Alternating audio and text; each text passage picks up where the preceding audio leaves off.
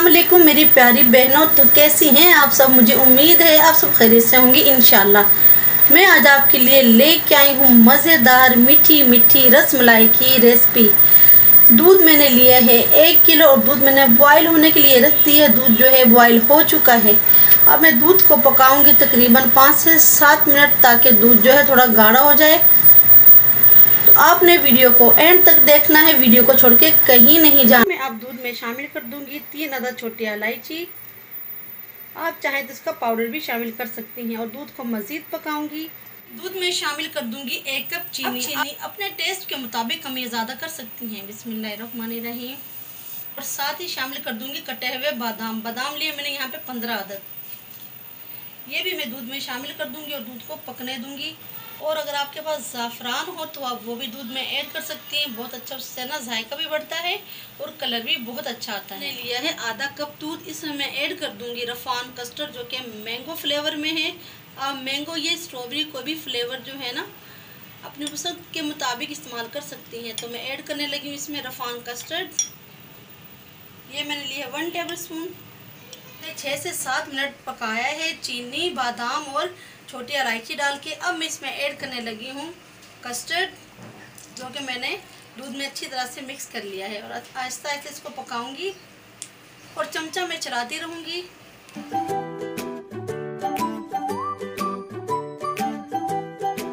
जब तक दूध तैयार होता है तब तक मैं बना लेती हूँ यहाँ पे ब्रेड की छोटी छोटी सी प्यारी प्यारी सी रसमलाई।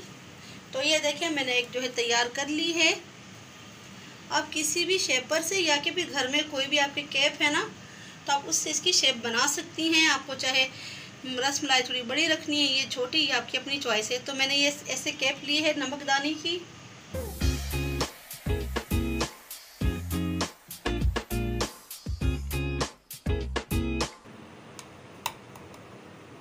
ये देखें मैंने 3 जो है ना रसमलाई एक साथ बनाई है। प्यारी बहनों ये देखें दूध जो है थिक हो चुका है। हमें इससे ज़्यादा इसको गाढ़ा नहीं करना है क्योंकि रसमलाई जब हम ऐड करेंगे तो उससे दूध जो है ना कुछ गाढ़ा होगा। इसमें मैंने कोई कंडेंस मिल्क यूज़ नहीं किया है और ना ही खोया वगैरह यूज़ किया। बहुत इजी रेसिपी है, आप भी झटपट से बना सकती हैं आपके घर में अगर मेहमान आ जाएँ तो। इसके अलावा ईद स्पेशल रेसिपी है, बहुत मज़े की बनती है रसमलाई, आपने ज़रूर ट्राई करनी है। तो दूध को मैं हटा दूँगी अब चूल्हे से। तो तवा जो है मैंने चूल्हे पे चढ़ा दिया। अब आप पूछेंगी तवा चूल्हे पे क्यों चढ़ाया? ये जो ब्रेड है ना ये मैं फ्राई करने लगी हूँ। यहाँ पे मैं तवे पे डाल दूँगी 1 चम्मच असली देसी घी की।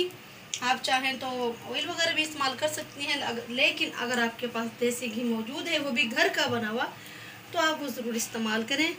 तो ये जो ब्रेड है अब इनको हल्का हल्का ना बिल्कुल हल्की सी आँच पे इनको फ्राई कर लूँगी ऐसे।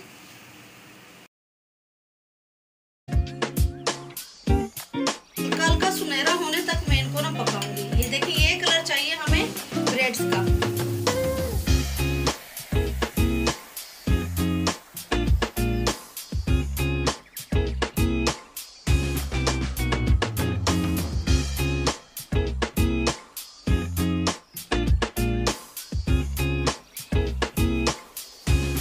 तो ये देखिए मेरी प्यारी बहनों तैयार है मज़ेदार रसमलाई और बनी भी बहुत आसानी के साथ है, बहुत झटपट से बन गई है।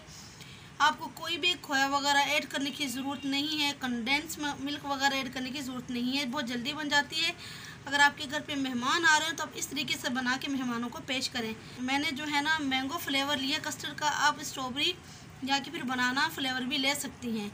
तो रेसिपी आपको कैसी लगी है आपने मुझे कमेंट्स करके ज़रूर बताना है। के लिए अल्लाह हाफिज़।